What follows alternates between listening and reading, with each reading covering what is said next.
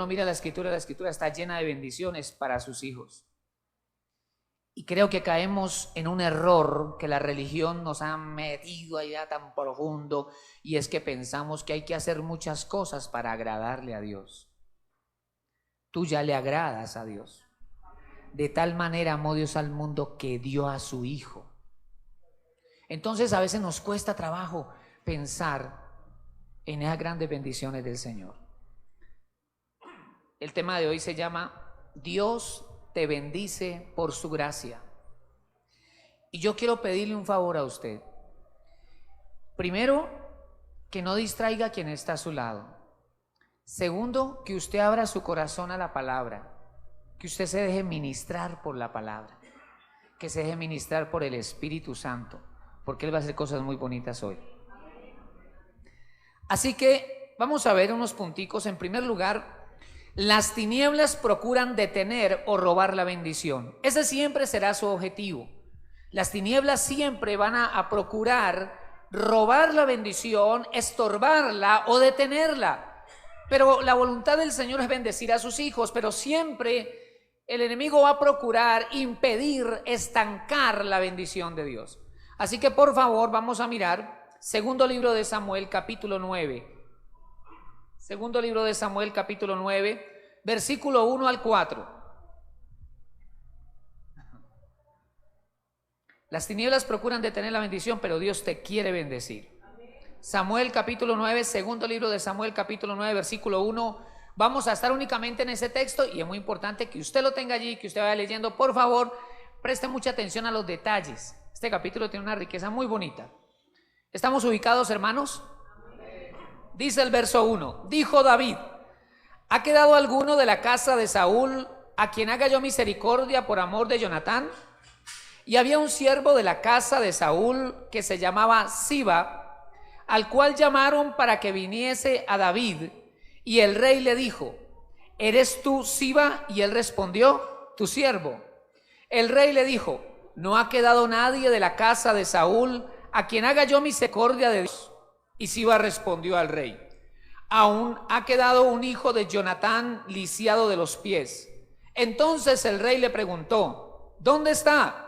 Y Siba respondió al rey: he aquí, está en casa de Maquir, hijo de Lamiel, en Lodebar. ¿En dónde estaba? En Lodebar. Vamos a dejar allí, detengámonos por favor. En su condición de rey, David recuerda el pacto que había hecho con Jonatán, hijo del rey Saúl. Y en ese pacto, David se comprometía a guardar o conservar el nombre de Jonatán en la casa real, que iba a conservar su nombre. Y por eso, ya siendo rey David, él decide hacer misericordia con un heredero de Jonatán. Se dan a la tarea de buscar y encuentran a Mefiboset, quien la Biblia nos dice era lisiado de los pies y además vivía en casa de Maquir en Lodebar. Y aquí hay dos nombres muy importantes, tienen un significado muy importante. Vamos a mirarlos. El primero, vamos a proyectarlos: Mefiboset. El nombre Mefiboset, miren lo que significa. Mefiboset significa uno que esparce vergüenza. Mefiboset significa uno que difunde vergüenza. Además, Mefiboset significa de mi boca sale reproche. Esto es descontento, inconformidad. Por su condición y por su conflicto emocional interior, él no proyectaba esperanza, todo lo contrario, de su boca continuamente salían palabras de inconformidad y descontento en todas las situaciones de su vida. ¿Usted ha conocido personas así? Con las que usted habla o se acerca y siempre se están quejando. Qué frío tan terrible, tan cansón este frío, hace sol, uy, qué calor tan maluco, ¿cierto? Usted no los tiene nunca contentos. ¿Cómo te va? Mal con este gobierno tan malo, pero es que ninguno le ha servido, ni el de Cristo. Una cosa terrible, siempre se están quejando. No, es que estamos planeando hacer, ¿y con qué plata? ¿No? Como está de mal, mire los bolsillos. Y puede ser realidad, pero la verdad nos dice que en Cristo somos bendecidos. Entonces, A veces nosotros, por una crisis personal, solo hablamos descontento, inconformidad. A veces estamos inconformes con nosotros mismos. No aceptamos lo que Dios nos ha dado. Y eso nos lleva a dudar de lo que Dios nos quiere dar. Pero veamos la segunda palabra. La segunda palabra es Lodebar, donde él vivía. Él se llamaba Mefiboset, pero él vivía en Lodebar.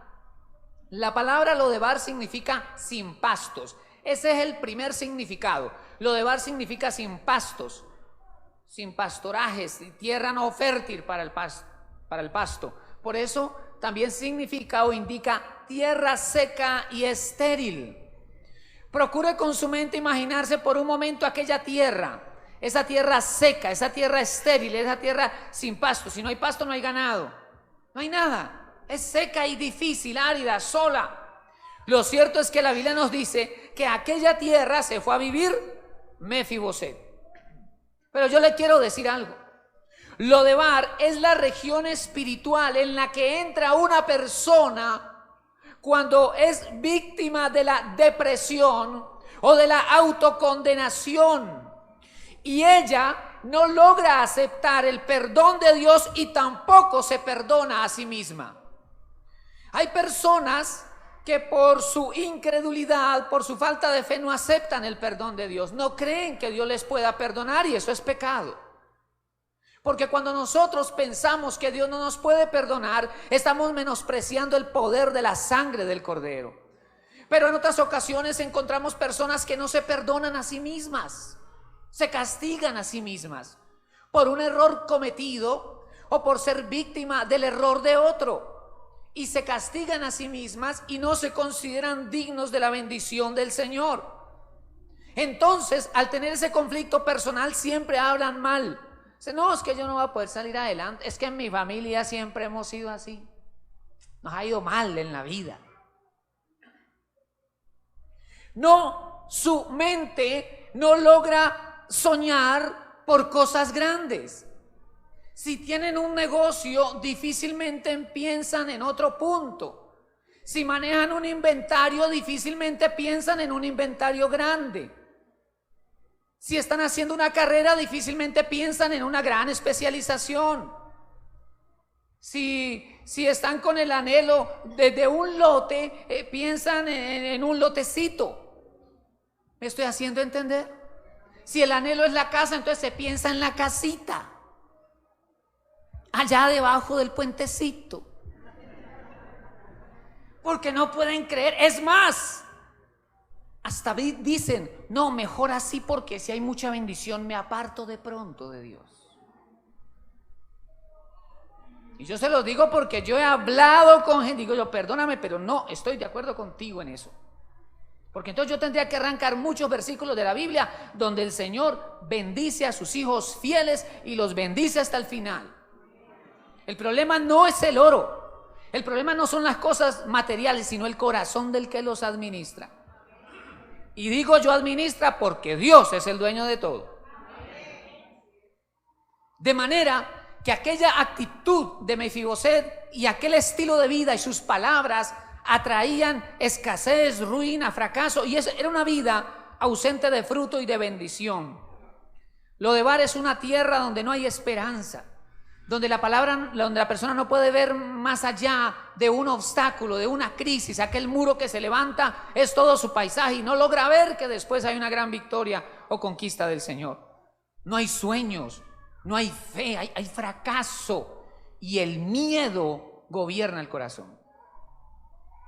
Hay un detalle adicional que la Escritura nos da, y es que dice que él estaba lisiado de los pies. La Escritura nos dice que debido a un incidente ocurrido cuando él tenía 5 años de edad, y entonces en el palacio real se enteran de que el rey Saúl había muerto con su hijo Jonatán. Entonces la nana, la nodriza que estaba cuidando a Mefiboset, salió corriendo asustada, y en esa carrera ella tropieza, el niño cae y el niño queda lisiado de los pies. Y esa crisis, esa situación hizo que él quedara no solo con un impedimento físico, sino que eso afectó profundamente su autoestima y su visión de vida. Yo no sé cómo le suena esto, pero yo lo voy a decir. Para mí la única pobreza está en la mente. Los límites están allí. Yo creo que Dios quiere bendecir a sus hijos. Y yo le hago una pregunta desde el punto de vista natural. ¿Quién es el padre aquí que desea ver mal a sus hijos? Ver mal a sus hijos. ¿Quién lo desea eso? Creo que los que somos padres queremos ver bien a nuestros hijos. Creo que todos como padres queremos el bienestar para nuestros hijos. Nuestro corazón anhela el bienestar de nuestros hijos, pues más grande es el corazón de Dios. De manera que esa situación trajo sobre él también una limitación en su actitud de vida, en su visión de vida. Lo vemos por el lugar a donde se fue a vivir, a Lodebar, tierra de tristeza, soledad, depresión. Pero hermanos, Jesucristo el Señor transforma todas las cosas. Porque a veces nosotros incluso nos quedamos con esa genética, ¿no? Con esa herencia. Pero Dios transforma todas las cosas. Pero ¿por qué este hombre se fue a vivir allá? ¿Por qué este hombre, ahora que el rey lo manda a llamar para bendecirlo, más bien espera todo lo contrario? Aquí vamos al segundo punto, hermanos. Veamos las estructuras emocionales y mentales. Ojo con esto, iglesia. Mucho cuidado con esto.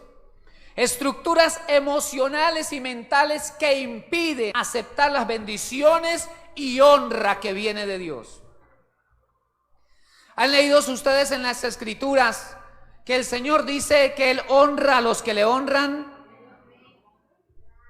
¿Cómo nos comportamos cuando Dios nos honra? ¿Será que nosotros esperamos la honra de Dios? Que el Señor nos guarde del orgullo. Pero creo que a veces tenemos una falsa humildad, la cual nace en el orgullo. Y pensamos que impresionamos a los demás con frases de aparente humildad. Dios honra, Dios pone en luz y Dios bendice. ¿Yo qué hago? Pero eso dice la Biblia. Es más, la Escritura dice que Él recompensa a los que le buscan. Que si tú vas a tu cuarto y allí en el secreto buscas a Dios, Él te va a recompensar en público. ¿Yo qué hago? Él hizo ese diseño en público. Entonces, hermanos, vuelvo al tema de padres. ¿Qué padre no se siente alegre cuando su hijo es honrado en el colegio, en la universidad o en su empresa, etcétera? ¿Qué padre no se siente feliz?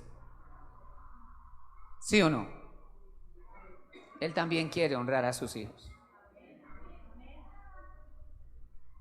Segundo de Samuel capítulo 9, leamos por favor del versículo 5 al 8. Verso 5. Entonces envió el rey David y le trajo de la casa de Maquir, hijo de Amiel de Lodebar. Yo me imagino, ¿no? Y Siba, tú que conoces la casa de tu padre, la casa del rey Saúl, dime, ¿hay un heredero? Sí, hay uno. Se llama Mefiboset y vive allá en Lodebar. Él es lisiado. Hágame el favor y me lo van a traer. Y yo me imagino a Siba buscando, ¿no? ¿Dónde cree que estaba Mefiboset, no? Yo me lo imagino como en una chocita. O con otros también con la misma actitud, en una choza varios, viviendo bien mal, ¿no? Y llegar Siba y buscarlo a él y decir, el rey te manda a llamar que vayas. No moleste, vuelva de serio. ¿Qué quiere? Plata no tengo. No, que el rey lo manda a llamar que vaya. Y yo creo, por lo que podemos concluir, que a él se llenó de miedo y dijo, ahora sí. Como mi papá, como mi abuelo, porque él era hijo de Jonatán, hijo de Saúl, como él era nieto de Saúl. Entonces le decían, como mi abuelo persiguió tanto a David, ahora la van a coger conmigo, pues. Es que no es suficiente estar así. Ahora mire. Porque cuando en el corazón hay ausencia de fe, o el corazón aún no conoce a Dios, su corazón tiene miedo y el miedo atrae las desgracias. El miedo es un imán para las desgracias. Recuerden que el miedo es como la fe de las tinieblas, porque el miedo espera siempre lo peor. Entonces dice que lo mandó a llamar, verso 6. Y vino Mefiboset, hijo de Jonatán, hijo de Saúl, a David, y se postró sobre su rostro e hizo reverencia, y dijo David: Mefiboset. Y él respondió: he aquí tu siervo. Y le dijo David: no tengas. ¿Qué tenía él? Temor, miedo, ¿verdad? No tengas temor, Mefiboset, porque yo a la verdad haré contigo misericordia. Misericordia. Por amor de Jonatán tu padre, y te devolveré todas las tierras de Saúl tu padre, y tú comerás siempre a mi mesa. Imagínate, lo saca de allá para venir a comer a la mesa real. Verso 8.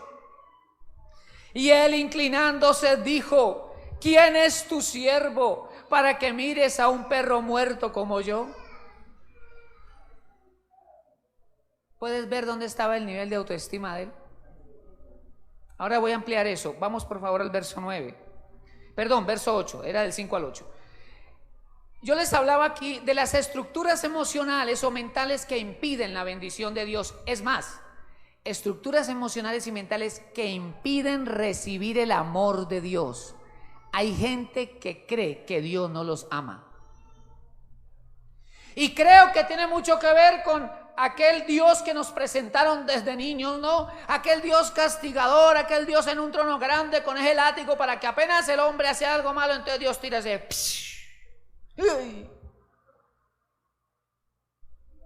¿verdad? Hay unas estructuras emocionales que le impiden al hombre recibir la bendición de Dios y recibir el amor de Dios. Les cuesta trabajo ser amados por Dios. Dios los ama, pero a ellos les cuesta trabajo recibir el amor de Dios. Yo les he contado mi experiencia. En mi casa no había abrazos, nada de eso, así bien. Y mi papá bien rígido.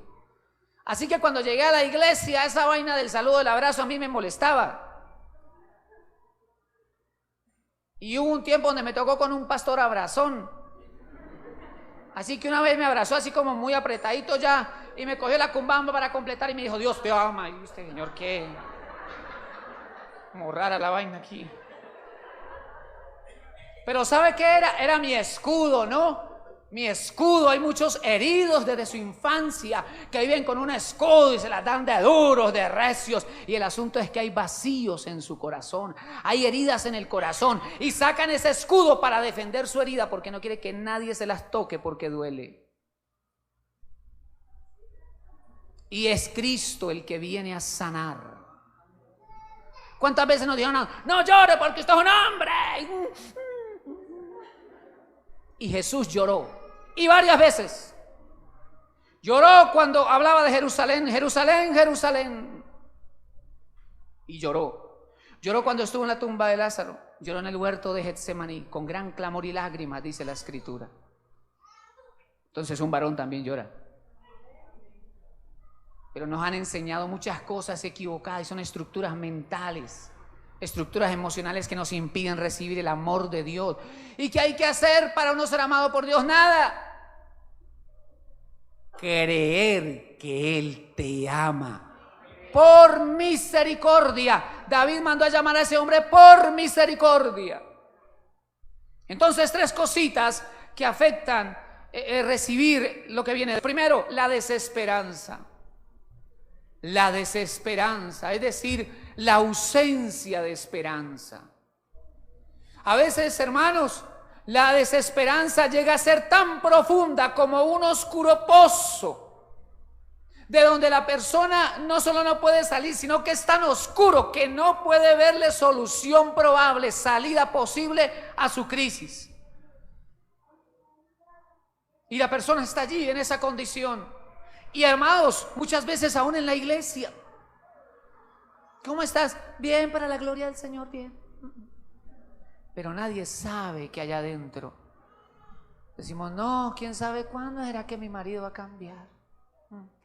No, quién sabe ahora qué va a pasar con este muchacho. 5 años y nada. pidiéndole a Dios y nada. Este problema que tengo aquí, este problema que tengo allá. Desesperanza. Pero Dios es tan poderoso que Él puede transformar un desierto en un fértil oasis, en un valle verde. Segunda estructura que impide recibir las bendiciones del Señor: el miedo. El miedo. Ustedes leyeron conmigo que el rey David le dijo a Mefiboset: no tengas temor. ¿Por qué cuando comparece Mefiboset ante el rey y el rey le dice: Mefiboset, he aquí tu siervo? Y yo creo que le temblaban las manos, o quién sabe su cuerpo, o tal vez sus ojos delataron el miedo tanto que el rey lo primero que le dice es: no tengas temor. Y me acordaba de Jairo, el padre de la niña que estaba enferma, que ya pensaba que iba a morir, rogándole a Jesús que fuera a sanarla. Y vinieron unos de la casa y le dijeron: ya no molestes más al maestro, tu hija ha muerto. Y Jesús inmediatamente rechazó esas palabras y le dijo: no temas, cree solamente. Y aquí inmediatamente el rey, yo no sé si le temblaban las manos, no sé, pero él tenía miedo, porque eso era lo que él esperaba. Él quizá esperaba un juicio que salía del trono, un castigo que salía del trono. A veces, perdóneme, pero el diablo hace tal labor en la mente de los hijos de Dios que cuando llegan al trono llegan ya con miedo, llegan ya con temor. Incluso no llegan a hablar con Dios sobre la bendición o lo que Él quiere hacer, sino que llegan hablando desde la desgracia que ha pasado, que puede venir. Hay hermanos que cuando pasan un día alegres ya están prevenidos porque al otro día les va a ir mal. Si ay, no, yo he pasado un día muy bueno, quién sabe qué irá a pasar mañana. Es tremendo, hermanos, y es la obra de las tinieblas. Y él temblaba, y entonces el rey le dice: no tengas temor, no tengas miedo, Mefiboset. Hermanos, el antónimo del miedo es la fe. La fe atrae las bendiciones del Señor. La fe hace que Dios se manifieste a tu favor. Y en tercer lugar, una autoestima equivocada. Dios nos guarde del orgullo, hermanos. ¿Cuántos luchan con el orgullo aquí? Como 5 o 6 más o menos. Los otros hermanos, vean, mejor dicho. Y generalmente nosotros no reconocemos eso, ¿no? Alguien nos dice: nosotros, orgulloso, no, yo nada con eso. Dios me libre. Yo no soy orgulloso. Una autoestima equivocada. Y aquí vemos, y recuerden que cuando hablamos de este tema hablamos de los dos extremos. El extremo soberbio, colérico, ¿cierto? Pero el otro extremo es ya el hermano que se nos va con una autoestima ya bien abajo, o sea, se ve como una cáscara de banano tirada allá. Ay, como esa canción terrible. Yo digo: Dios mío, los que ven con esa canción sí están mal. Tú eres la chancla que yo dejé tirada. Yo digo: Dios mío, ¿qué es eso? ¿Qué es eso? Santo Dios. Yo, Dios mío, el que hizo esa canción estaba re mal. ¿Y sabe qué es lo tremendo? Que esa canción sigue ministrando a mucha gente. Dios santo, Dios. ¿Qué pasó con él? Vea, hermanos, nosotros estamos leyendo aquí a Mefiboset, pero todos en algún momento de nuestra vida hemos tenido esa lucha. Y pensamos que no merecemos nada de Dios, que somos lo peor. Gracias a Dios que estamos viviendo, pues. Y dice la escritura que le dijo: Señor, porque le dice: yo te voy a devolver las tierras que eran de tu padre y te la voy a dar con siervos, y vas a tener abundancia y vas a comer en la mesa real. Y dice: Señor, ¿quién soy yo para que tú te fijes en un perro muerto como yo? Y le quiero decir algo. La escritura enseña que para la mentalidad judía un perro era un animal inmundo.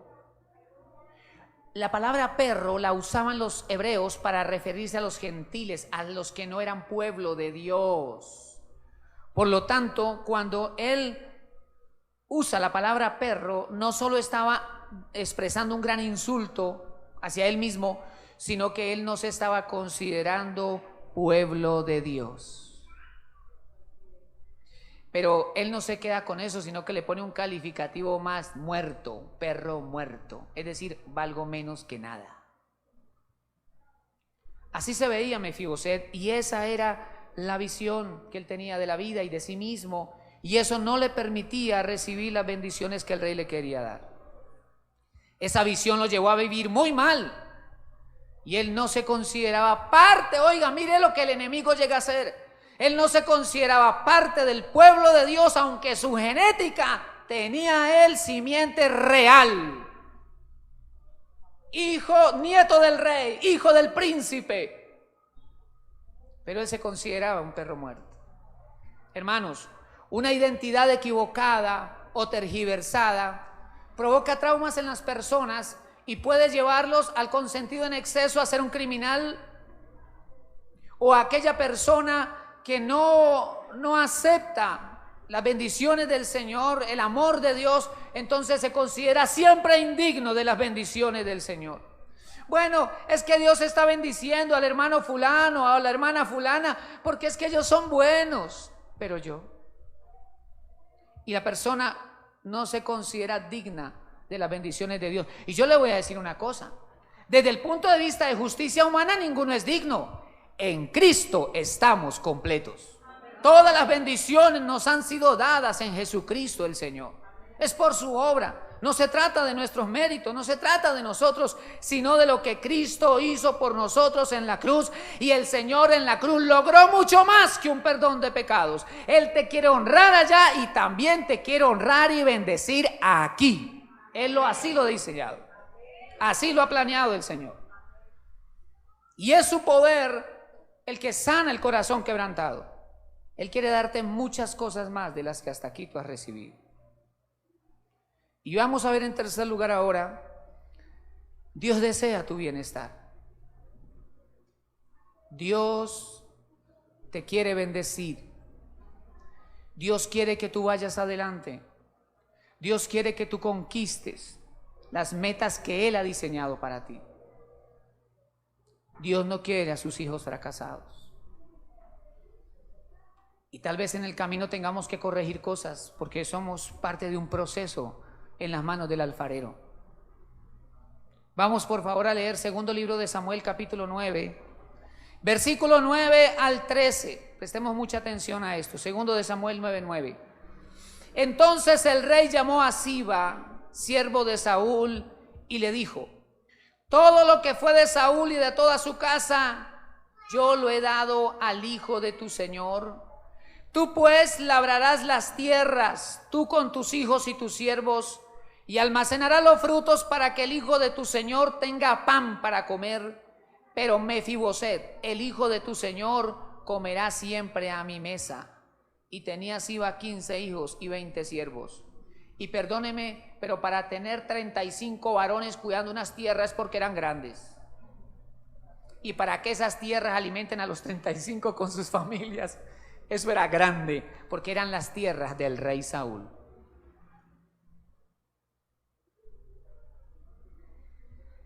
Versículo 11. Y respondió Siba al rey: conforme a todo lo que ha mandado mi señor el rey a su siervo, así lo hará a tu siervo. Mefiboset, dijo el rey, comerá a mi mesa como uno de los hijos del rey. ¿Usted sabe lo que estas palabras estaban causando en el corazón de Mefiboset? Verso 12. Y tenía Mefiboset un hijo pequeño que se llamaba Micaía, y toda la familia de la casa de Siba eran siervos de Mefiboset. Y moraba Mefiboset en Jerusalén, porque comía siempre a la mesa del rey y estaba lisiado de ambos pies. Quiero aquí compartir varias cosas. Y es que David, el rey David, está restituyendo lo que Mefiboset había perdido, pero el rey David lo restituye por derecho legal. Y Mefiboset recibe toda la herencia de Saúl, de toda su casa, tierras fructíferas con siervos. Cuando miramos la escritura, nosotros nos damos cuenta que nosotros también hemos perdido bendiciones. Y la primera cosa que dañó el pecado fue todos los privilegios que Dios le había dado a su hijo Adán en el Edén. Lo rodeó de bendiciones, lo puso en el mejor lugar, abundancia sin medida, y le dijo: gobernarás todo esto, administrarás todo esto, solo no tomarás del árbol del bien y del mal. Pero la desgracia vino con la desobediencia, y todas las bendiciones que el Padre le había dado a su hijo se perdieron. Pero Jesucristo vino a restituir lo que se había perdido.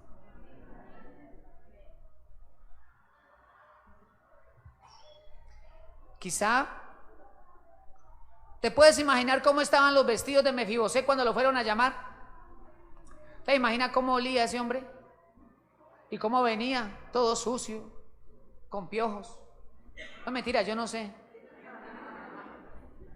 No había Rexona en ese tiempo, tampoco Mexana. Y el hombre vivía en una suma escasez, así que no considere que él iba a la peluquería cada 15 días, no, eso. Vivía muy mal. Nuestros vestidos pueden mancharse por el pecado y pueden deteriorarse y envejecerse por la rutina religiosa, porque la religión envejece los vestidos espirituales. Pero hermanos, si ha habido pecado en nuestro caminar, lo que tenemos que hacer es acercarnos a Dios, y la sangre de Jesucristo limpia nuestros vestidos.